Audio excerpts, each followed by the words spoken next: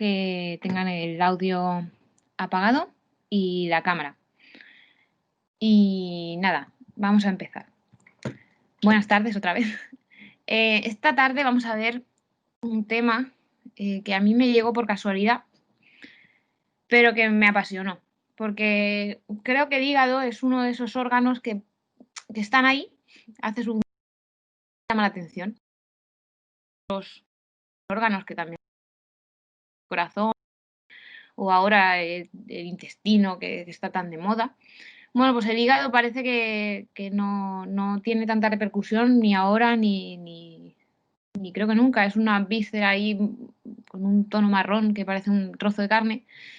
Y cuando profundizas en él, pues un poco te enamoras y entonces comienzas a agradecer y a sentirte afortunado por tener un cuerpo tan maravilloso y un órgano tan maravilloso como es el hígado.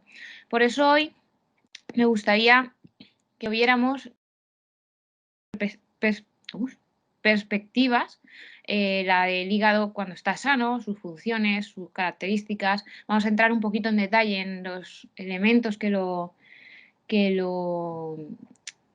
componen y el trabajo que hace cada uno de ellos. Veremos un poco la parte celular, pero sin miedo porque no va a ser, yo creo que no va a ser pesado, pero bueno, espero que no lo voy a hacer en profundidad, lo voy a hacer bastante sencillo para que no se alargue mucho, porque 1 hora y media en este tema se queda corto. Bueno, al final haremos como otro día, 10-15 minutos de preguntas.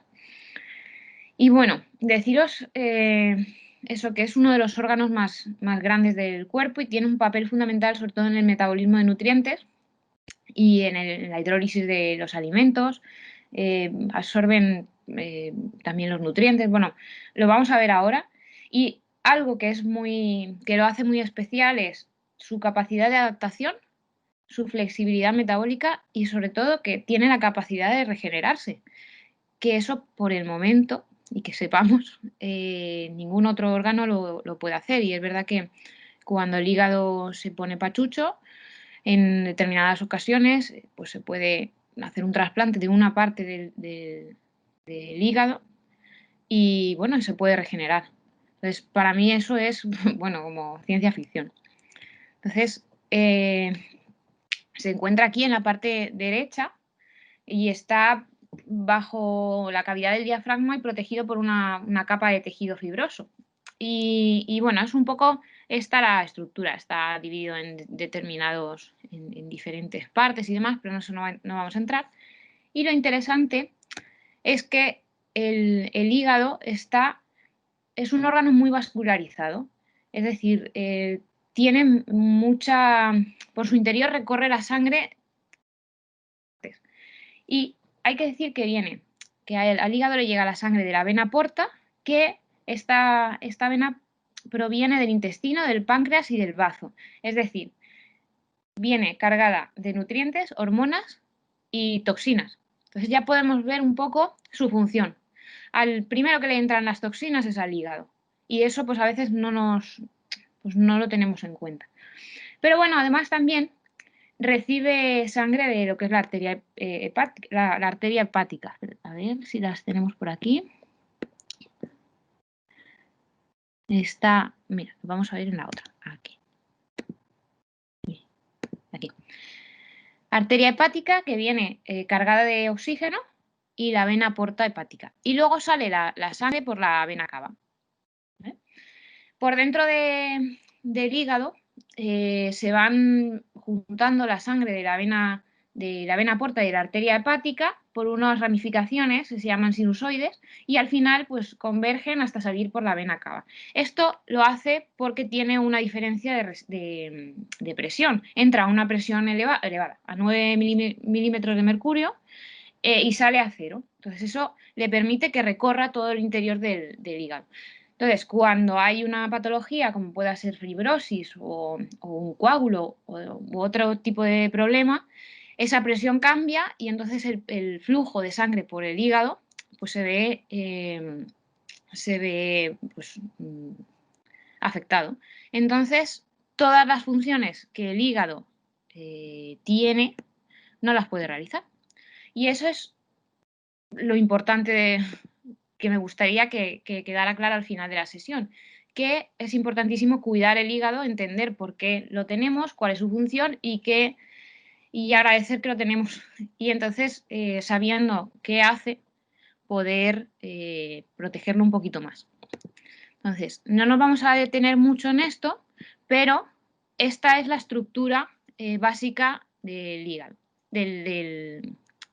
sí, de lo que son los componentes del hígado. Todo esto de aquí dentro son, entre otras cosas, son hepatocitos. Entonces, están como en una estructura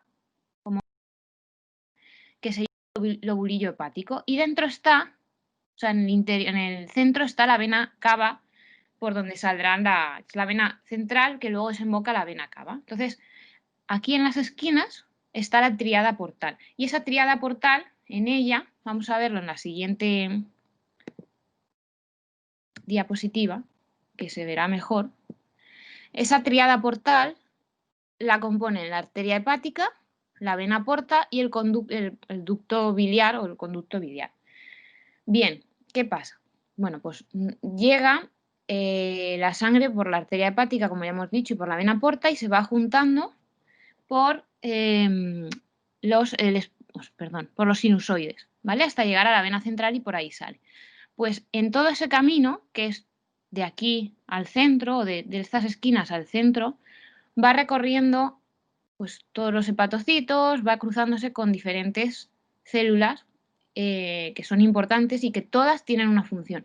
Incluso los hepatocitos tienen una especialización, ¿vale? Que ahora vamos a entrar un pelín más en detalle. Perdón. Ah, y algo importante que se me olvidaba. En el hígado, no, en la vesícula biliar se generan la bilis. Entonces, por este conducto, el conducto biliar, sale en dirección contraria, por aquí entra la sangre, y en dirección contraria, pues va fluyendo por esos canalículos esa bilis para luego ser secretada y tener pues su otra función.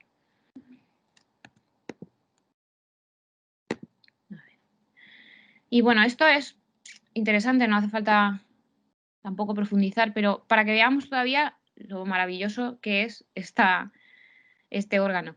Esta es otra visión, ¿vale? Esto es el lobulillo hepático, las triadas, ¿vale? Y esto es el ácido hepático. ¿Eso qué es? Pues es una unidad funcional, la más pequeña que hay. Es simplemente para caracterizar las zonas de cada lobulillo hepático según las cualidades que pueda tener. Es decir, cuando entra la sangre, pues viene cargada de toxinas, de nutrientes, de las hormonas que habíamos dicho y de oxígeno. Pues toda esta primera zona tendrá que estar especializada en captar todas las toxinas para que no vayan entrando al organismo, porque a partir de aquí entran al organismo. Entonces, pues van a estar captando poco a poco todas esas toxinas. Además, tendrán que ir captando esta zona, tiene un montón de oxígeno. Pues esas células que hay ahí tendrán que realizar funciones que estén relacionadas con el oxígeno, que necesitan mucho oxígeno para poder desarrollarse. Sin embargo, pues vamos avanzando, se genera una segunda zona donde va bajando el nivel de oxígeno y una tercera zona cerca de la vena cava donde el oxígeno es mínimo, pero toda la sangre está cargada pues, de toxinas y desecho. Es decir, porque luego, o sea, todas las sustancias que van a ir a parar, lo he dicho al revés, perdón, hoy tengo un mal día.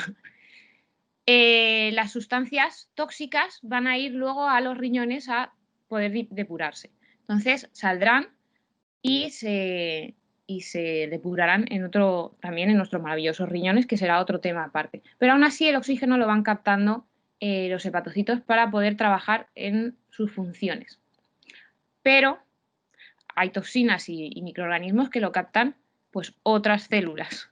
Es un poco complejo porque al final son muchas zonas, lo estoy simplificando mucho y al final todo es todo o nada. Pero bueno, ¿qué vamos a ver hoy? ahora en profundidad, o sea, de forma superficial. Estos son, aquí a la derecha, algunos de los elementos que trabajan en el hígado, ¿vale? Los hepatocitos los vamos a ver un poquito ahora con más detenimiento. Pero tenemos, por ejemplo, las células de Kapfer. Estos son los que digo que cuando llega a la sangre con ciertas toxinas, como puedan ser pues cuerpos extraños o incluso bacterias o trocitos de bacteria, las células de Kapfer son macrófagos que captan esos elementos para fagocitarlos y eliminarlos. También tienen una reacción en la fase aguda del hígado, o sea, tienen un rol en la fase aguda en la reacción aguda del hígado y producen otras sustancias que activan el sistema inmune. Es como la primera barrera que pasan los elementos tóxicos que son seleccionados. Y bueno, tiene actividad para poder eliminarlo. Por otra parte, tenemos las células estrelladas. Estas se localizan aquí en el espacio de Dis, que ahora veremos un poquito lo que es, pero no tiene mucho misterio. ¿Y qué es importante? Estas células están enfocadas al metabolismo de la vitamina A, entre otras cosas. Y lo que tienen en el citoplasma es un acúmulo de retinoides, que es esa vitamina A, porque la almacenan. Almacenan también otras vitaminas solubles y tienen un elemento importante, son un elemento importante en el desarrollo de fibrosis. Cuando hay un daño en el hígado, estas células se activan y lo que hacen es envolver, por decirlo de alguna forma, ese lugar donde se ha producido el daño para que no afecte a todo el hígado. Entonces hacen una coraza de alrededor y activan pues el proceso para generar fibrosis. La fibrosis es un elemento, pues como pueda ser la inflamación, que de forma fisiológica es positivo. El problema es cuando se cronifica y ya hay un exceso de fibrosis durante mucho tiempo que al final pues, la zona se queda cicatrizada y ya no funciona correctamente. Entonces estas células tienen esa es una de sus funciones. El que almacenen vitamina A, como curiosidad, hace que el hígado cuando lo consumamos debamos consumirlo de forma puntual, sobre todo en el embarazo. Muchas embarazadas pues, le dicen que no tome vísceras, sobre todo el hígado, porque contiene mucha vitamina A y esa vitamina A es liposoluble. Y lo que pasa es que no podemos eliminarla de una forma tan sencilla como las hidrosolubles que se van por la orina. Entonces, hay que tener ojo porque puede, sobre todo la vitamina A y otras liposolubles que tienen pues, rangos de toxicidad mucho mayores, pero la vitamina A pues, a rangos más menores pueden producir algún problema. Pero eso como curiosidad.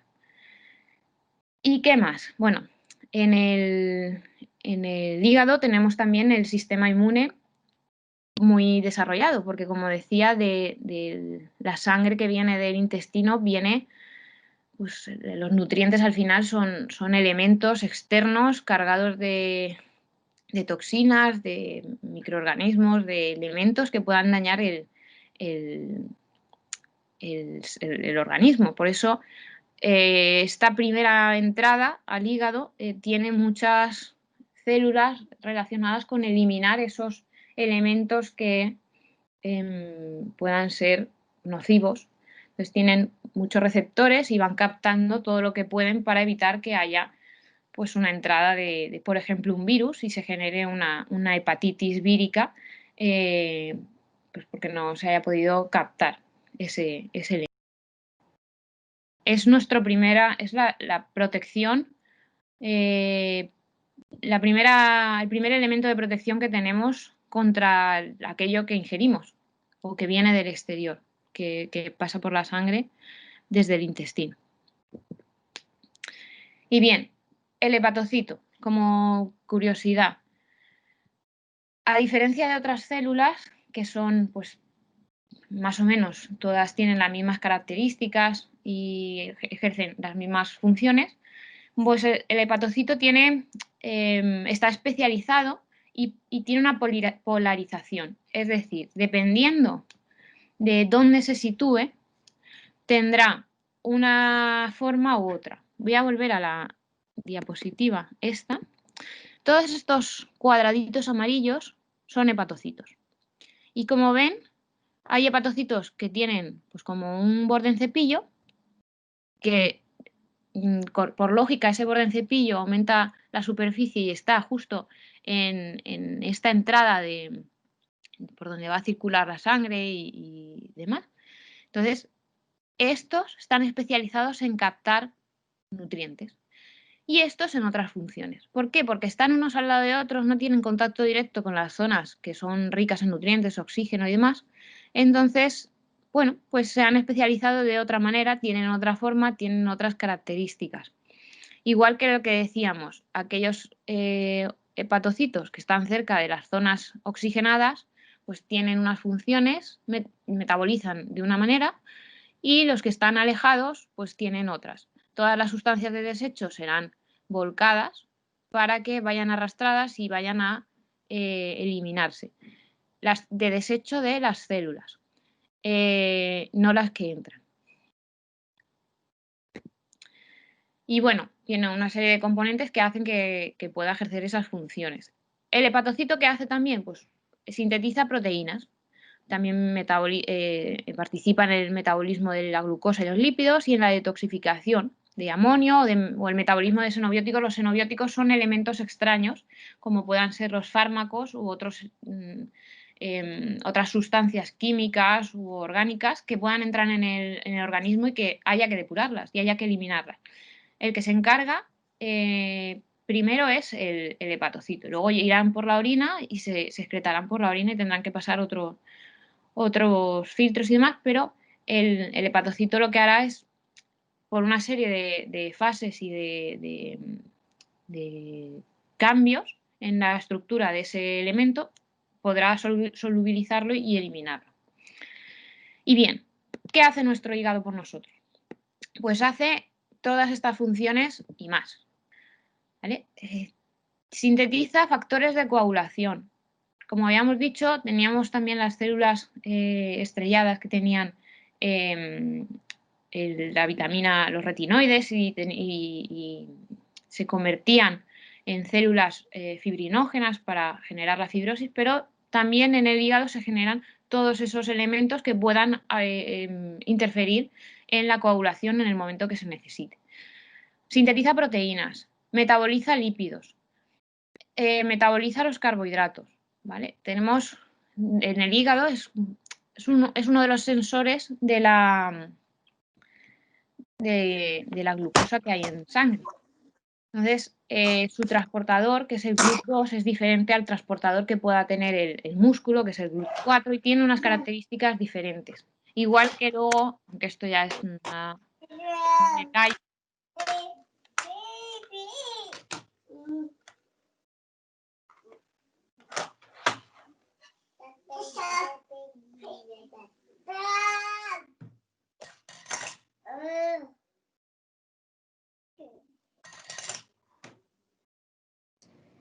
No se oye nada ahora, ¿eh?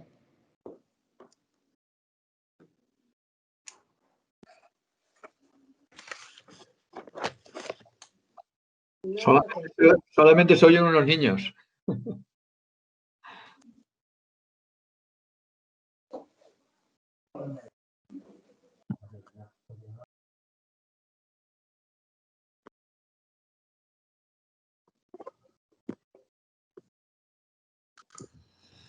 Un momentillo, que estamos a ver si lo arreglamos. No os preocupéis.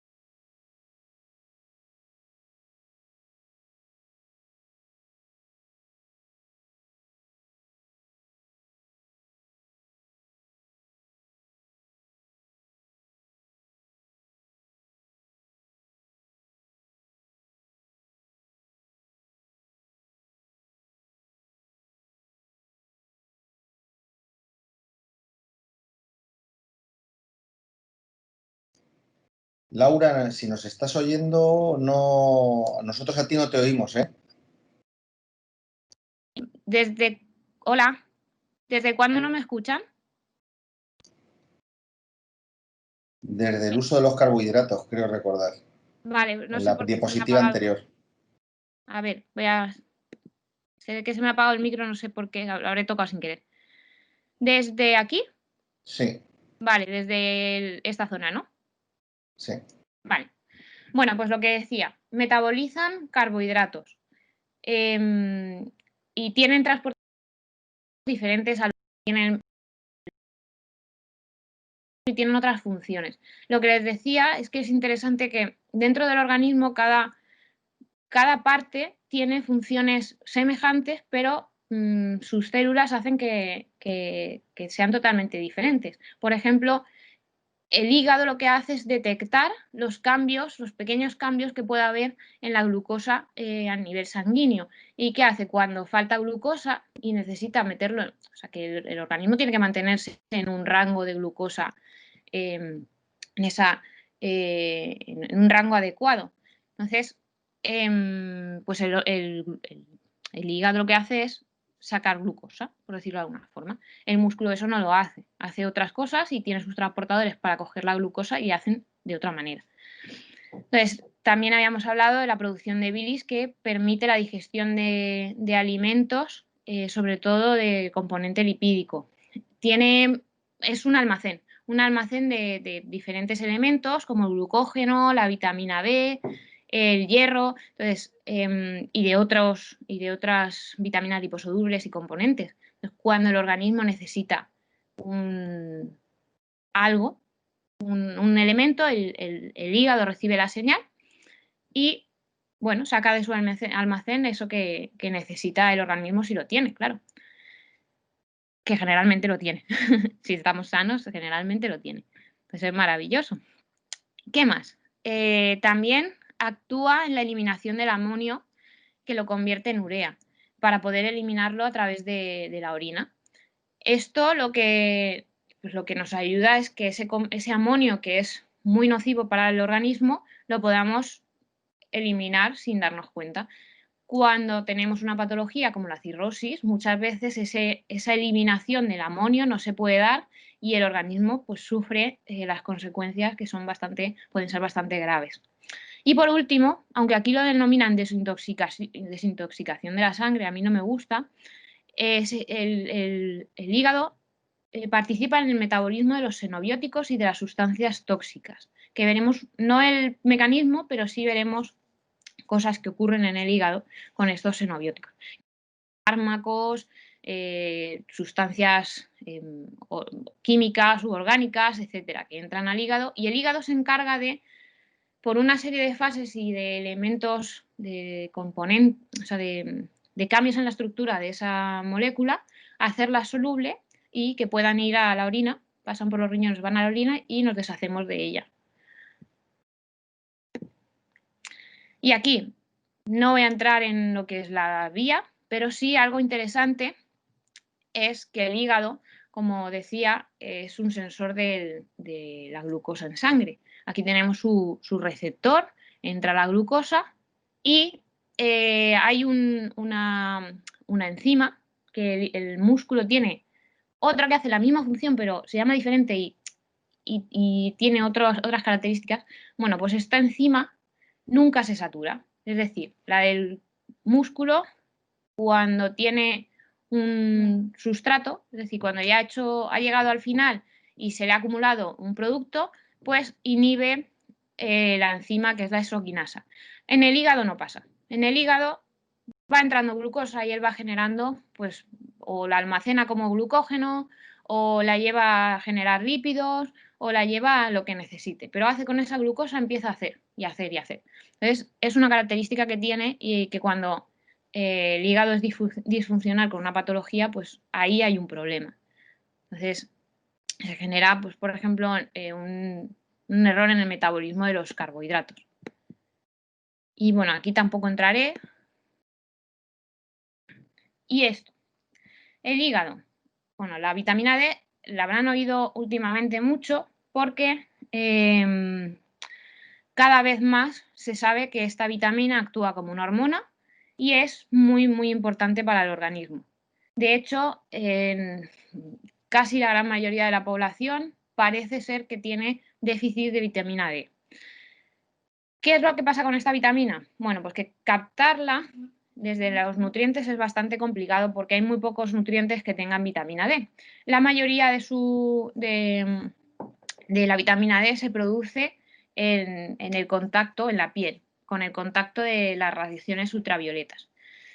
Claro, últimamente tenemos la tendencia a estar más en el interior de las casas, trabajando, haciendo, pues este año como hemos tenido esta reclusión en casa, no nos ha dado el sol, pues es un problema porque no se ha podido sintetizar la vitamina D necesaria.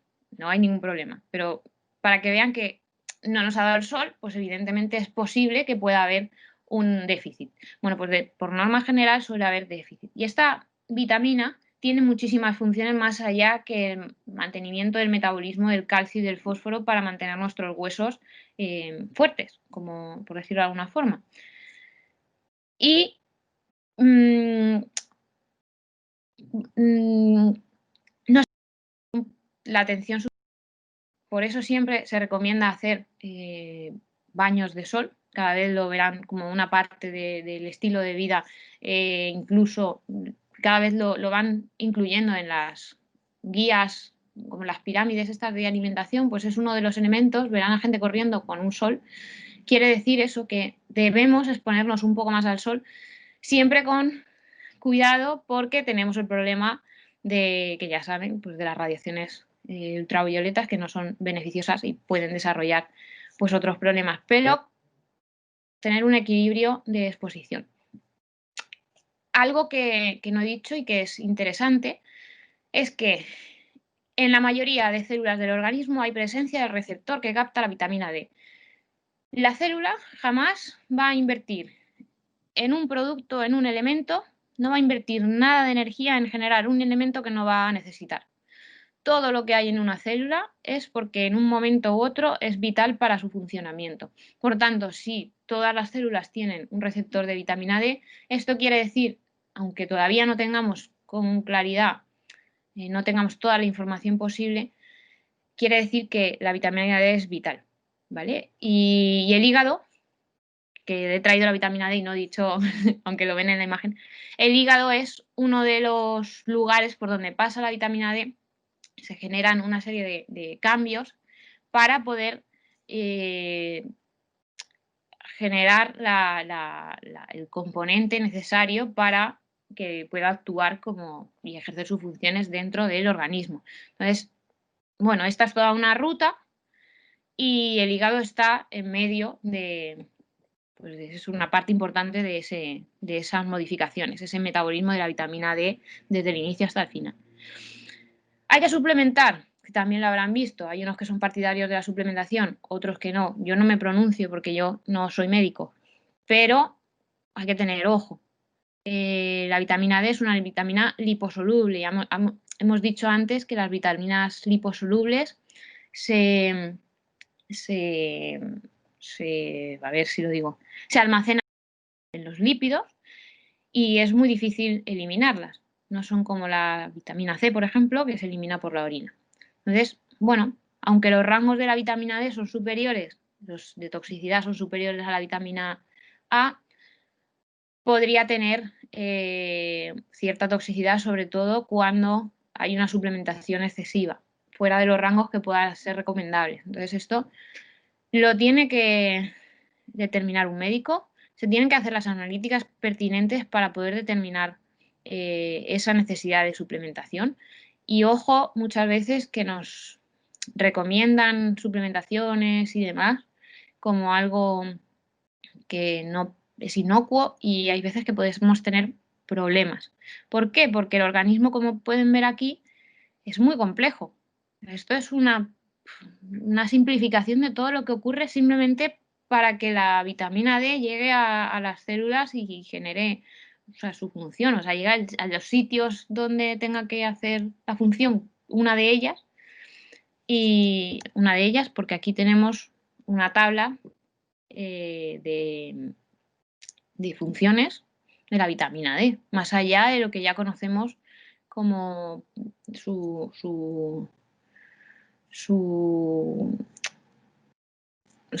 intervención en el metabolismo de, o sea, que en los huesos estén con el calcio suficiente, ¿vale? Por decirlo de una forma sencilla. Pero bueno, tiene muchas funciones, entre ellas actúa sobre el sistema inmune. Hace poco, pues con todo esto del COVID, pero vamos, se puede extender a cualquier otra patología, se veía pues cómo posiblemente los déficits de vitamina D podían estar influyendo en cómo funcionaba el sistema inmune y pues estar afectando a los enfermos por tener reacciones a lo mejor un poco más, o bueno, por diferentes mecanismos, pero podía ser uno de los factores de riesgo de padecer la enfermedad de una forma más grave.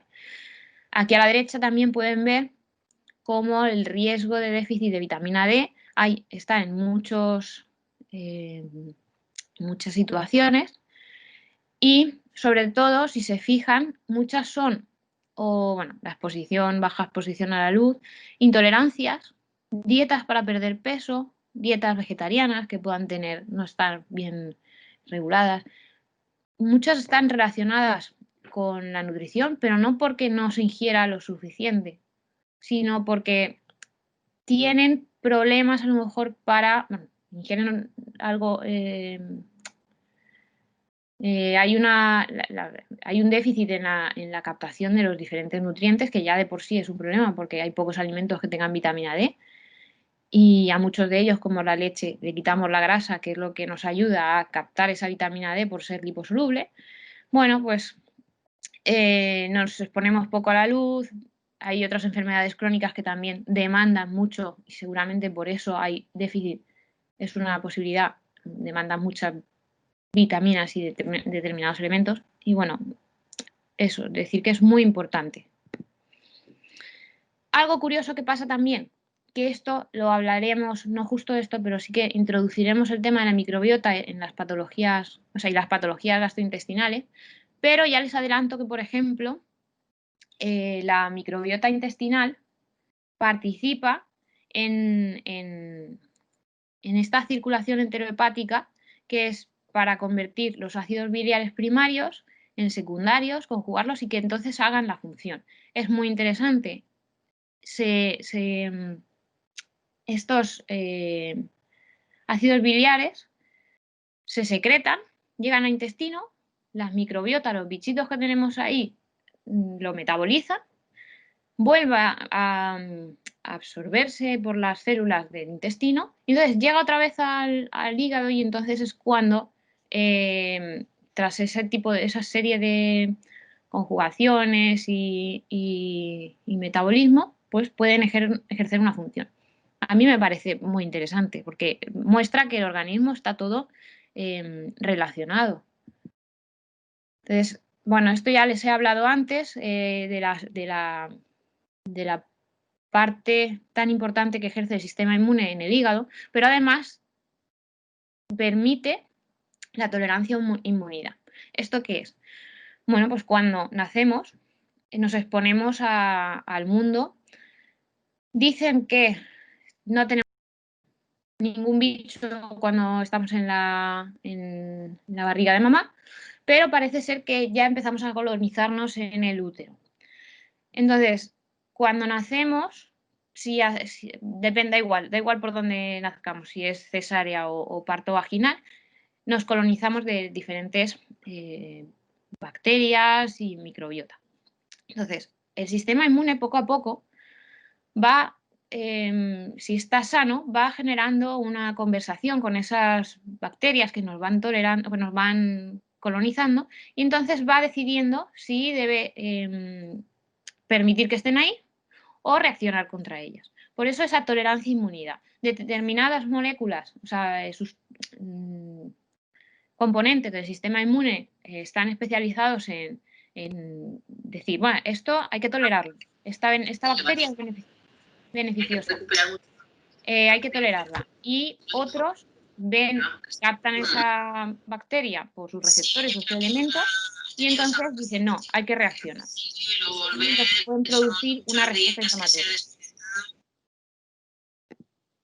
Y estos son también algo que lo tenía, porque esta conferencia la doy para alumnos de universidad y hablamos un poquito de estos receptores. Y quería mostrarles cómo, una vez más, todo está relacionado. Los PAMs y los DAMs son receptores que están en las células. Los PAMs son elementos que se unen a los receptores que están en las células, ¿vale? Y los PAMs provienen de patógenos, de bacterias, de ese tipo. Y los DAM son asociados a daño celular. ¿Y por qué esto tiene relación con todo? Bueno, pues si recuerdan, en la clase anterior hablé que los adipocitos, cuando estaban rodeados de muchos adipocitos llenos de grasa, pues no les llegaba el oxígeno suficiente. ¿Y qué hacían? Empezaban a morir. Y enviaban señales a los de alrededor para decir, oye, estoy muriéndome, os voy a generar un problema, mandadme a la gente que pues, me ayude a eliminarme y que esto no sea un problema. Pues esos son los DAMs, son patrones moleculares asociados a daño que muestran a los de alrededor o a las células que están encargadas en eliminarlo de pues que esa célula está sufriendo y que requiere pues que la eliminen. No sé, también me parece muy interesante. A mí es que este tema me apasiona. Y bueno, entramos en el hígado enfermo. Aquí la cosa cambia.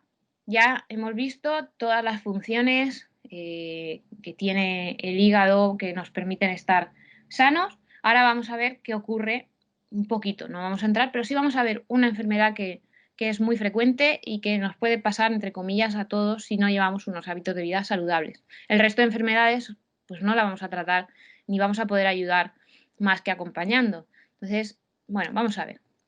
¿Qué afecta al hígado? Bueno, pues afectan las especies, los compuestos de oxígeno, las especies reactivas de oxígeno, los oxidantes, por ejemplo.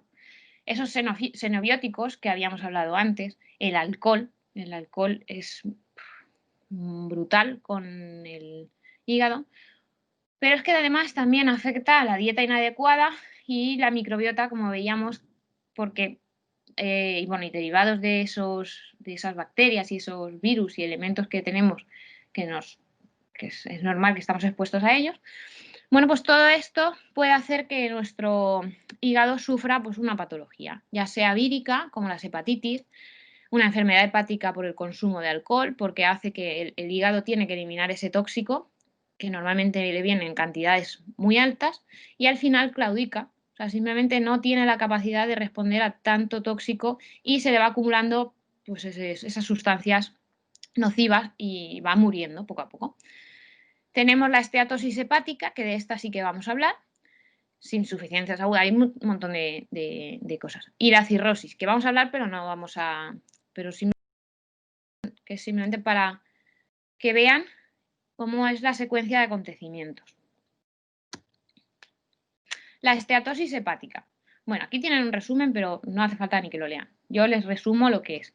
La esteatosis hepática o hígado graso no alcohólico es una acumulación de lípidos dentro del hígado, superior a un porcentaje X. ¿Vale? Dependiendo de cómo sea, pues puede ser más grave. Pero lo importante es eso, que hay esa acumulación. Ni tiene inflamación, ni tiene fibrosis. Es decir, el hígado pues, se ha llenado de lípidos, ya sea porque haya una patología, pues puede ser la clasificación que se hace es primaria o secundaria. Secundaria es cirugía, medicamentos. Bueno, pues eso es otro caso que se tratará pues como se tratará según el caso de dónde provenga. Pero donde sí que podemos actuar es en la primaria, que está asociada a patologías, y una de ellas es la obesidad. También el síndrome metabólico, la diabetes. Bueno, todos esos cursan con esa resistencia a la insulina, que ahora hablaremos un poquito de ella y así respondemos a la pregunta de la semana pasada que quedó pendiente. Entonces, al hígado, como habíamos visto, le llegan pues los nutrientes y tiene que hacer algo. Si constantemente le están llegando nutrientes, a pesar de decir, si es que ya no necesito más nutrientes, tengo los depósitos a tope, ¿qué hace? Bueno, pues almacena como puede. Y esos lípidos los almacena como puede. Y al final se va llenando de grasa y está, pues como está ahí en la foto, pues agotado.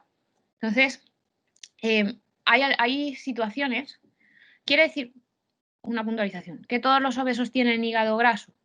Pues no. ¿Quiere decir que todos los delgados no lo tienen? Tampoco. El hígado graso o la estatosis hepática se produce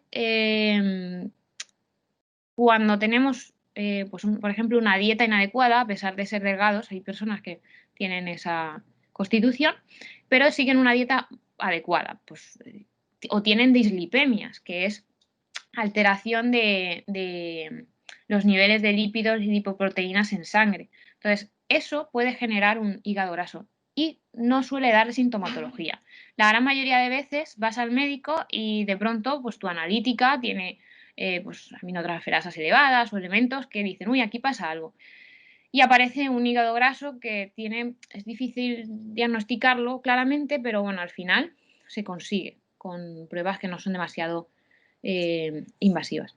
Entonces, por eso es tan importante cuidar la dieta a pesar de ser delgados, porque aunque mantengamos el peso, si estás alimentándote de basura, por decirlo de alguna forma, durante mucho tiempo, al final eso acarrea problemas. Bueno, no voy a entrar aquí en la hipótesis del doble impacto porque ahí es cómo se genera cómo aparece el hígado graso, pero hay diferentes puntos, no se sabe si es así o no, pero la resistencia a la insulina es uno de los elementos que está detrás que parece estar detrás de esa acumulación de grasa. ¿Por qué? Bueno, pues al final, cuando hay resistencia a la insulina, es porque hay una disminución de esa capacidad de dar respuesta a la glucosa que hay en sangre y además suele haber ácidos grasos libres en circulación. Respondiendo a la pregunta, y por eso he puesto esta imagen del compañero la semana pasada, la resistencia a la insulina se da porque el nivel de glucosa en sangre está elevado durante mucho tiempo, hay esos componentes inflamatorios también en la sangre que generan cambios y producen elementos como puedan ser las ceramidas que llegan a algunos de estas enzimas y las inhiben. ¿Qué hace esa inhibición? Bueno, pues el receptor de insulina en alguna parte de su cadena no funciona correctamente. ¿Vale? No sé si saben que para que la glucosa sea captada por las células, esto es una generalidad, necesita a un receptor de insulina, a la insulina, y luego el GLUT, o sea, los transportadores GLUT que hablábamos antes. Entonces, si funciona correctamente, la insulina se une al receptor correspondiente, se activa una serie de mensajes que van pasando hasta que llega el GLUT y GLUT se abre, coge la glucosa y la introduce. Bueno, pues toda esa situación de obesidad con esos elementos proinflamatorios hace que algo en esa activación entre la insulina y el receptor, ya sea en una cascada que hay dentro de la célula o sea en el propio receptor con la insulina, no funciona bien, la insulina no ejerce su función, la glucosa no entra, la glucosa está por ahí pululando y al final hay una hiperglucemia y una hiperinsulinemia. Y esto es uno de los elementos que generan la gran mayoría de patologías. Entonces, la obesidad. Ya decíamos que está muy relacionada. Esto es un ejemplo de cómo va pasando, ¿vale? La obesidad central con todos esos problemas, se genera una esteatosis, hay estrés porque hay mucha... pues el hígado tiene que estar trabajando trabajando mucho, se inflama, hay fibrosis, es decir, pasa a haber una esteatohepatitis, sí, un síndrome, bueno, el hígado se inflama. Ahora estoy con los nombres que me cuesta. Esteatohepatitis, sí, cuesta. Y finalmente una cirrosis, a no ser que desarrolles otro problema. Pero lo que quiero que vean es que la cirrosis no es algo que aparezca solo cuando consumes un montón de alcohol. Puede aparecer con una dieta inadecuada, con una obesidad que esté durante mucho tiempo, puede generar, sí, puede aparecer también por productos tóxicos como los fármacos, pero que vean eso, que esta serie de acontecimientos se puede dar en cualquier persona que pueda tener una alimentación inadecuada. Por eso es tan necesario y fundamental fomentar el cuidar nuestros órganos y conocerlos, conocer pues, qué funciones tienen para preservarlo. Yo creo que es importante. El conocimiento de este tipo de elementos hace que seas más consciente de por qué tienes que cuidarte. No tomes alcohol. Bueno, sí, vale, no tomo alcohol para no emborracharme, pero si no pasas más allá y entiendes por qué ese consumo excesivo de alcohol es tan perjudicial y si lo mantienes en el tiempo aún más, bueno, pues o la dieta inadecuada o el estilo de vida, pues lo hace más sencillo de tomar conciencia. Bueno, esta es la esteatohepatitis, que tanto me ha costado, que se caracteriza por tener inflamación. Y esto ya he hablado antes, que cuando hay fibrosis, que es lo que ocurre un paso antes de la cirrosis, cuando se produce fibrosis en el hígado, que es consecuencia de esta inflamación, estos daños en las células, bueno, si se mantiene en el tiempo, lo que genera es un tejido cicatrizado. Aquí está. Bueno, a la izquierda hay un hígado normal. Todas las células, los hepatocitos, la vena porta. Bueno, está todo muy, muy, muy sano, ¿vale? Aquí a la derecha es un hígado con cirrosis. ¿Qué pasa? Pues que aquí todo este tejido cicatrizal, que ha cicatrizado, no permite que haya un flujo de sangre y que genere pues todo lo que hemos hablado, todas las funciones que hemos hablado. Entonces, esto es un problema porque habrá, pues, ese hígado ya no se recupera. Eso muy difícil que se pueda revertir.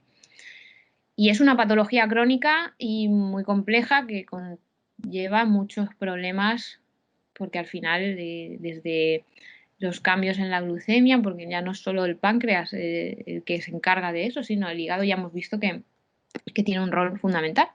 Bueno, no hay un almacén de elementos y al final van apareciendo problemas. Entonces es muy importante tener en la mente esto, que no va a pasar nada. O sea, por un día de alimentarnos que no sea saludable, bueno, no pasa nada.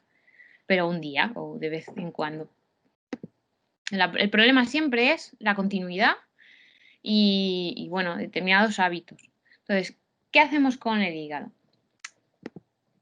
Esto hemos hablado que el alcohol genera muchos elementos, es una sustancia tóxica que no aporta nada, ni siquiera el vino o la cerveza, que siempre dicen que es como más recomendable. Bueno, puede tener sus pues puede ser más saludable que otros alcoholes en cuanto al componente, pero lo que es el alcohol no aporta nada. Al contrario, es un tóxico. ¿Vale? Cuando llega en gran cantidad, hay dos vías que se encargan de metabolizarlo. Cuando se satura una, se elige la segunda vía, pero cuando se saturan las dos, ahí ya lo único que puede pasar es que el acetaldehído, que es uno de los elementos que se tienen que metabolizar, pues empieza a generar daño en el ADN, en la membrana, daño en otras proteínas, aumenta aquello ROS, la oxidación dentro del hígado, que esta oxidación también tiene un efecto fisiológico y nos ayuda a eliminar patógenos, pero cuando está pues es desmesurada y aparte es crónico, pues el problema. Si es que siempre es lo mismo, cronicidad o en un gran exceso genera problemas. Y bueno, y el alcohol tiene pues otras enfermedades asociadas y malnutrición. ¿Qué hacemos? Aquí voy un poco, es verdad que no tiene, parece que mucha, no tiene un hilo argumental porque son diferentes situaciones. Ahí es cuando tenemos un consumo de alcohol muy elevado. Pues, ¿qué pasa? Todo lo que he dicho.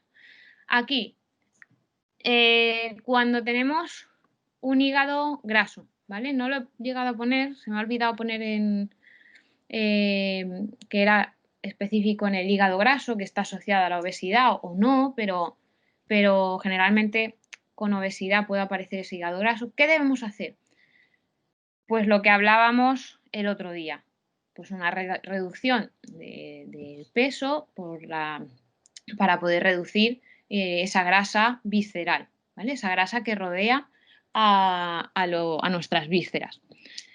Entonces, esa reducción de peso se tiene que hacer de una forma controlada, es decir, sin que haya un pico de peso, de pérdida de peso muy grande.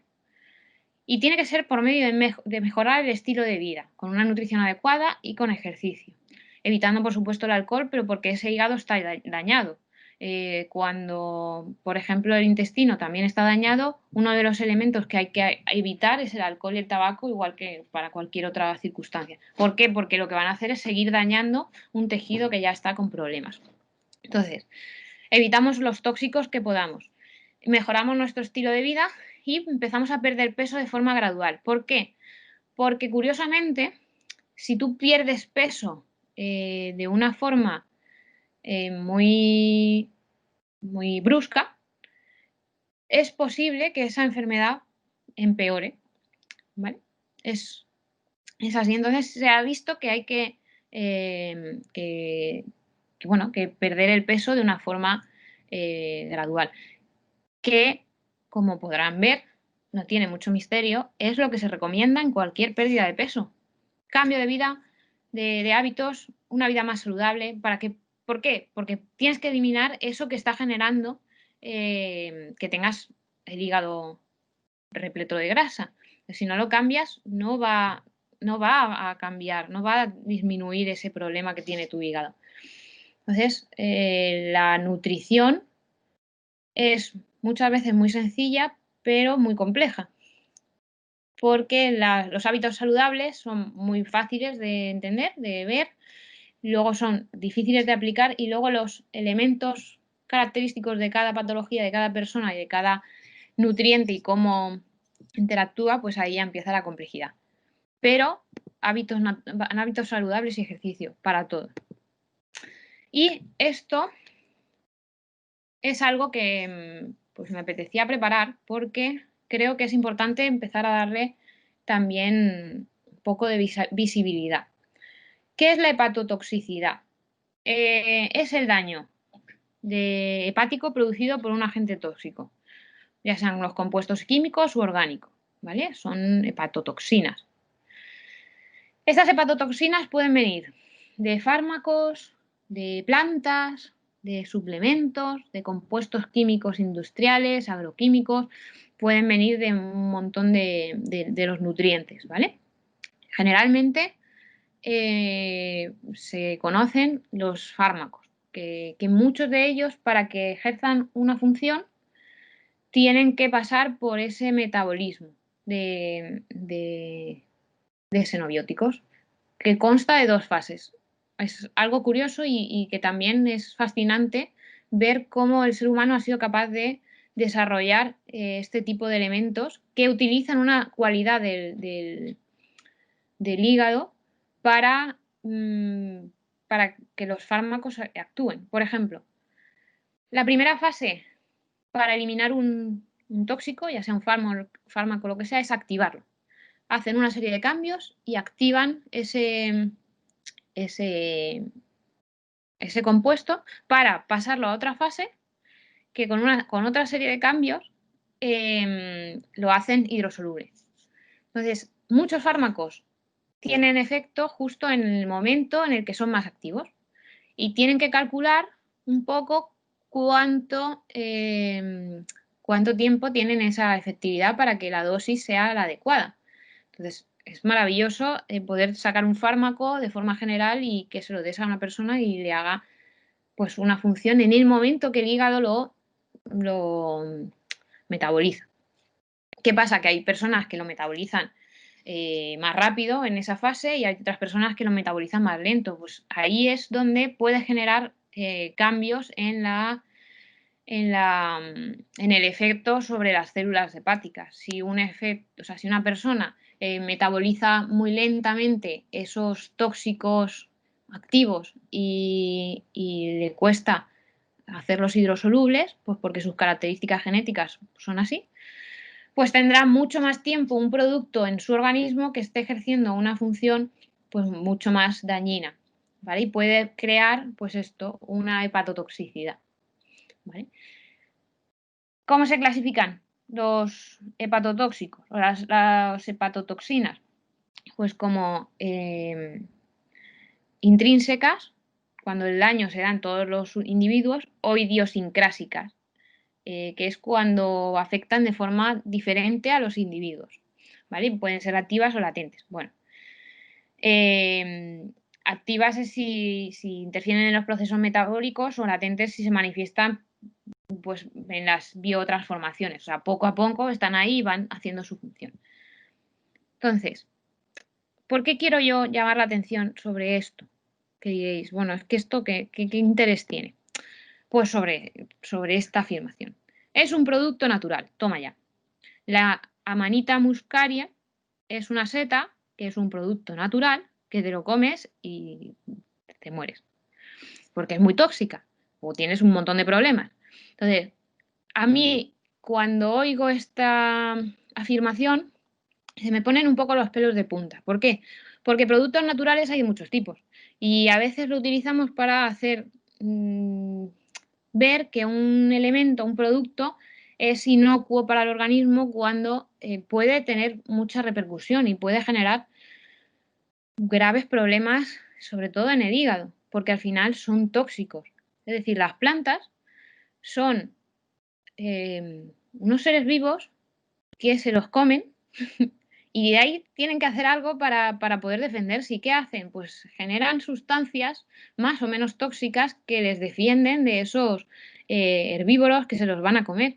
Entonces, muchas plantas lo que han generado en algunas partes de su tallo, o de sus hojas, o en alguna parte, o en el conjunto de su organismo, de su estructura, sustancias químicas que pues ejercen una función tóxica. De hecho, los fármacos vienen de las plantas, no los fármacos de ahora, sino que el desarrollo de fármacos vino a partir de productos de este tipo, de determinadas plantas herbáceas que tenían sustancias que veían que podían funcionar. Entonces, ojo con estas afirmaciones o con otras que hoy, antes de empezar la presentación, he encontrado algunas que las he puesto porque es que me han hecho mucha gracia, porque en un texto han juntado todo lo que yo me llama mucho la atención y de lo que yo huyo. Entonces, ¿qué ha pasado? ¿O cuál es el problema de estas sustancias? Y hablo pues de suplementos de herboristería, de otros suplementos, de muchos productos que a veces, o gotitas que sirven para perder peso, o este tipo de cosas naturales que nos venden como, bueno, pues como gotitas de agua que no te van a hacer nada, pero pueden hacer. Y el problema es que es muy difícil saber si lo que ha pasado en ese organismo viene de ese producto o viene de otra cosa. La causa-efecto en muchos casos no se llega a encontrar. En otros sí, poco a poco se va estudiando más y por eso hay que darle tanta visibilidad, porque hay que concienciar de que cuando se toma un producto de este tipo, se diga, tú te lo quieres tomar, tómatelo, acepta las consecuencias que pueda tener, o que sea una pérdida de dinero, da igual. Puede funcionar, a veces el placebo funciona también como un producto. Pero cuando vayas al médico, cuando vayas al nutricionista, cuando vayas a quien sea que te pregunte, ¿qué está tomando? Eso es muy importante decirlo, porque a veces puede interferir en fármacos, puede interferir o estar dando una situación en tu organismo generando una patología, puede estar creando en ti muchas circunstancias que son patológicas, que no se encuentra la causa y vienen de ahí. O puede generar también interferencias con el metabolismo, o sea, con la nutrición. Puede generar, bueno, que los nutrientes no lleguen a tu organismo. Hay alimentos que contienen no me sale ahora la palabra.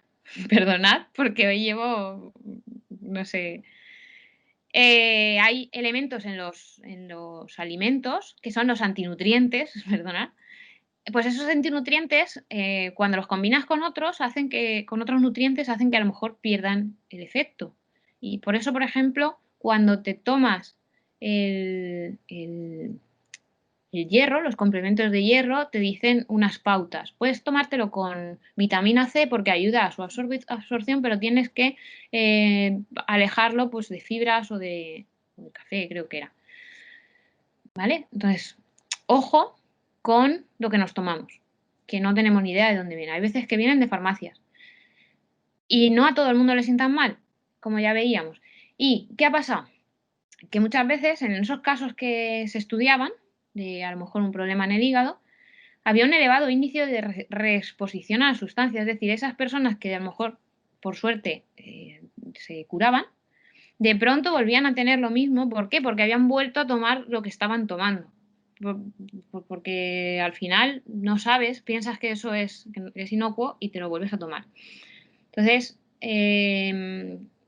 repito, si tomamos estas sustancias o estos productos naturales o de hierbas o suplementos y demás, siempre decirlo. Yo en consulta siempre pido todo lo que esté tomando. Todas las cajitas, todos los productos y los analizo. Algunos también, hay otros que no. Los suplementos están muy bien, algunos, que los que han pasado controles, porque esto es otro problema. Y lo que está dando de sí esta imagen. Otro problema es que muchos de esos productos no han pasado ningún control. Muchos de esos productos, el principio activo que puedan tener viene de una parte de la planta que pueda ser tóxica y no de donde debería venir, porque hay un error. O sea, no se sabe exactamente qué te estás tomando. Entonces, busquemos aquellos que sí, que de verdad sepamos qué nos estamos tomando y para qué sirve y si de verdad lo necesitamos. Estos son algunos ejemplos y algunos seguramente les sorprenderán. El té verde, por ejemplo. El té verde ahora hay pues cápsulas, casi todo lo que ven. O sea, casi todos los productos que se toman son o para pérdida de peso, problemas gastrointestinales o ansiolíticos y demás. ¿Vale? Sobre todo pérdida de peso. El té verde pues tiene sus cualidades y está bien, pero en un rango. O sea, si nos excedemos al final, pues tiene su repercusión o puede tener. No a todo el mundo le afecta igual. Pero bueno, simplemente hay que tener un poco de ojo con ese tipo de productos. Aquí he puesto pues, unos ejemplos. Hay muchos ejemplos. En Europa, por suerte, no tenemos tanta tradición en tomar este tipo de elementos. Cada vez va habiendo más, es cierto. Pero en China, por ejemplo, la medicina tradicional china consume muchos de estos productos herbáceos y al final tienen componentes hepatotóxicos y generan su problema. Y ya, para ir un poco finalizando, vamos a ver esta última parte. Esto es un ejemplo de un producto que se vendía que contenía té verde. Y bueno, el producto dio varios casos de daño hepático y lo retiraron. ¿Qué pasó? Que retiraron este producto, pero seguía habiendo casos de daño hepático a otras formas de lo que es el té verde. Entonces, creían que el principio activo que estaba generando el problema era uno, eliminar el producto, pero realmente hay otros productos que seguían en el mercado que tenían el principio activo o la sustancia que sí que estaba dando problema y sigue ahí. Como decía, es muy difícil a veces llegar a encontrar la causa-efecto, llegar a saber exactamente qué es lo que ha producido determinados daños en el hígado. Entonces hay que ser muy cautos, no hay que tener miedo ni nada. Solo que saber que todo lo que ingerimos puede tener un riesgo, ya sea porque esté contaminado por una bacteria, porque tenga pues, sustancias que son nocivas.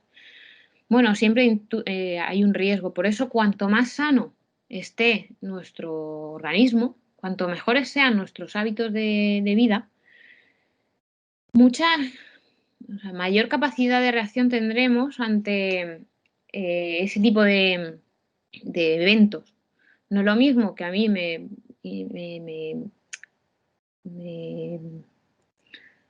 llegue un patógeno y me infecte cuando yo estoy sana, que a mí me pille ya con una enfermedad o con un problema en el hígado, con una obesidad, pues el riesgo de que mi evolución sea peor, pues es superior y es una realidad. Entonces, bueno, esta es una parte, no sé si les ha parecido interesante la conferencia, hay muchas cosas en las que profundizar, pero bueno, el hígado a mí me parece muy interesante por toda la capacidad que tiene de todas las funciones que tiene y lo vital que es. En el momento que a ver, espera, a ver si aquí. Esta imagen. En el momento que hay un problema, ya sea una esteatosis hepática, que parece una tontería, que es, bueno, se me acumula un poco de grasa. Sí, eso, entre comillas, una tontería, porque no te da sintomatología, tu hígado funciona, pues, bueno, se puede revertir con hábitos, o sea, pérdida de peso, la esteatosis suele revertirse muy bien. Pues eso puede desencadenar, y no nos parece, creo que no somos lo suficiente conscientes, puede desencadenar en toda esta serie de elementos hasta acabar con un hepatocarcinoma, ¿vale? No tiene por qué pasar.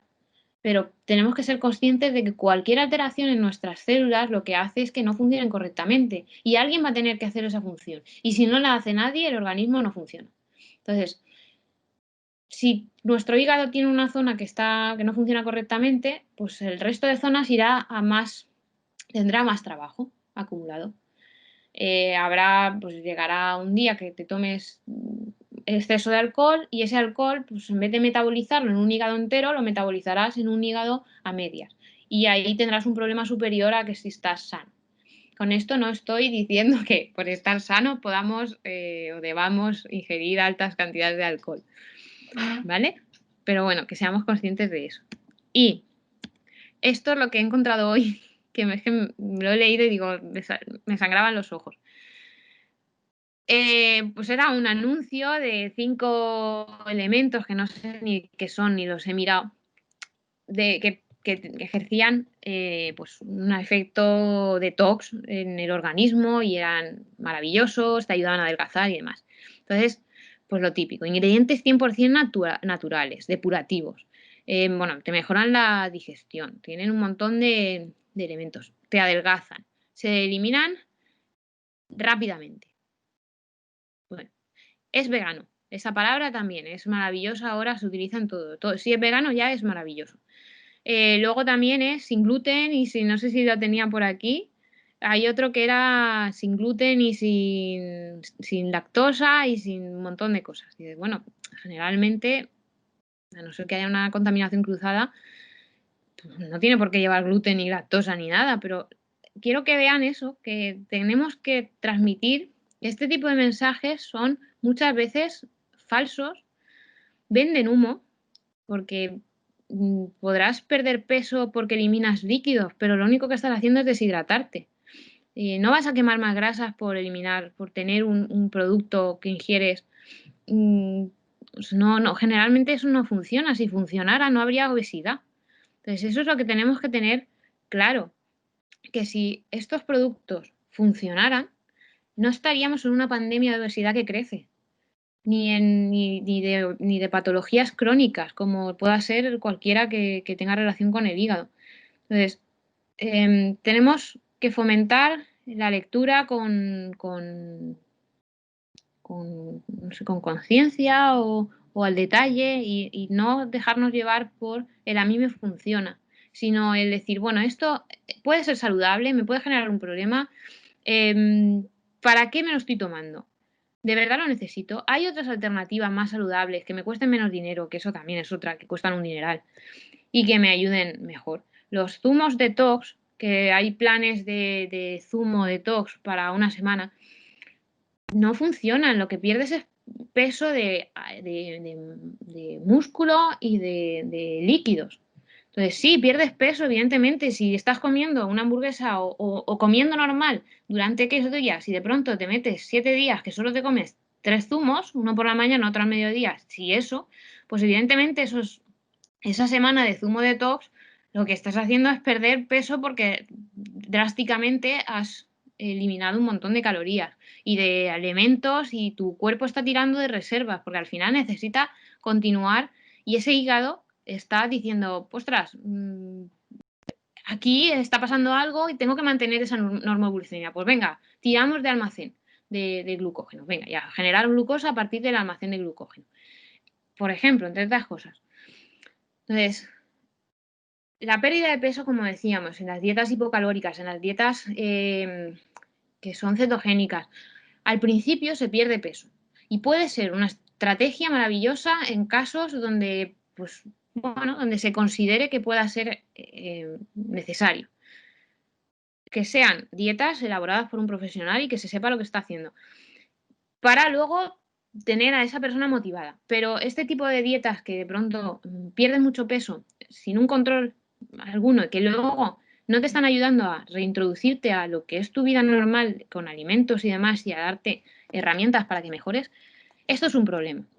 Y desgraciadamente yo creo que todos hemos podido caer en algún momento en alguna cosa así. Y me preocupa mucho la gente joven que se ve inmersa en, pues, en una patología como la obesidad y entonces, bueno, hay que mostrarles que hay otras formas de mejorar la salud y que es ejercicio y hábitos saludables y comer bien. Entonces, ya hemos acabado. Estas son las conclusiones, pero yo creo que ha quedado bastante claro. Y solo darles las gracias y pasar a las preguntas.